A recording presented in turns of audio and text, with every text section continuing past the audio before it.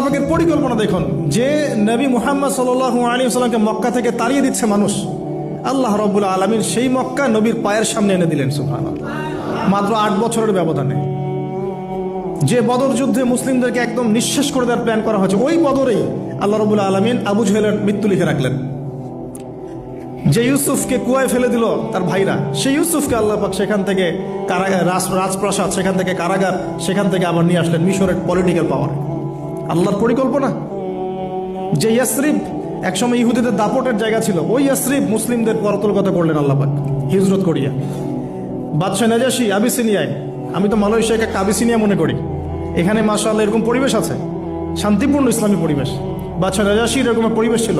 বাদশাহ নাজাশী কিন্তু মুসলিম ছিল না, সে খ্রিস্টান ছিল। তারপরেও নবীজি বলতেন বাদশাহ নাজাশীর রাজ্যে কেউ জুলুমের শিকার হয় না সুবহানাল্লাহ, যদিও সে মুসলিম ছিল না।